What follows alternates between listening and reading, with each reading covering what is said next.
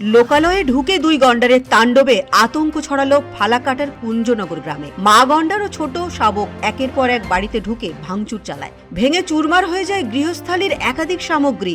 এটা তো আকস্মিক ঘটনা। আমি তো সকালবেলা উঠি আমরা ঘুম থেকে, এবার ওটাই মেইন গেট খুলছি, গেটটা খোলা ছিল। তারপরে আমি ঘরেই ছিলাম, তখন আমার ছেলে মেয়ে ওরা ঘুমাচ্ছে তখনও। এই অবস্থায় গন্ডারটা মেইন গেট দিয়ে ঢুকে গিয়ে দক্ষিণ ঘরের সব তছনছ করে ভেঙে ভেঙে দিয়ে এখানে বাথরুম ল্যাট্রিন দিয়ে ঢোকার চেষ্টা করছিল বাইরের জন্য, কিন্তু ওদের ঢুকতে পারে নাই। পরে টিউবওয়েলটা ভেঙে, মোটরটা ভেঙে, পাশে ওয়ালটা ভেঙে বাইরে গেল। এই হলো মূল ঘটনাটা। কি আমরা সব চাক্ষুষ করলাম, কিছু করার ডিপার্টমেন্ট তখন অলরেডি চলে আসছে, কিন্তু কিছু করতে পারেনি। ওরা তখন সাহস পাচ্ছে না বাড়ির ভিতরে ঢুকে, আর বাড়ি তছনছ তখন চলছে, অনেক জায়গায় রক্তের দাগ টাগ লেগে আছে।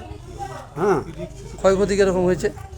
পর্যাপ্ত, যে টিউবওয়েল ভাঙলো, ওয়ালটা ভাঙলো, বাথরুম ল্যাট্রিন, তারপরে ওইদিকে ওই মেশিন কাটা যে টেবিল, তারপরে সেলাই মেশিন, সাইকেল সব চুরমার করেছে। ঘটনায় আতঙ্কিত হয়ে পড়েন স্থানীয় বাসিন্দারা। তবে তাণ্ডবের পরই ঘটে যায় মর্মান্তিক ঘটনা। কিছুক্ষণের মধ্যেই গাছবাগানের ভিতরে এলিয়ে পড়ে মৃত্যু হয় মা গন্ডারটির। প্রাথমিক অনুমান, অতিরিক্ত দৌড়াদৌড়ি, তাণ্ডব ও মানসিক চাপের জেরে হৃদরোগে আক্রান্ত হয়ে মৃত্যু হয়েছে গন্ডারটির। এদিকে মা গন্ডারের মৃত্যুর পরই অদূরেই একা দাঁড়িয়ে থাকতে দেখা যায় ছোট্ট শাবকটিকে।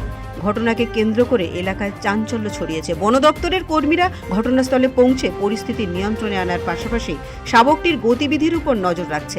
জলদাপাড়া সংলগ্ন ফালাকাটার কুঞ্জনগর গ্রামে এই মর্মান্তিক ঘটনাটি ঘটে।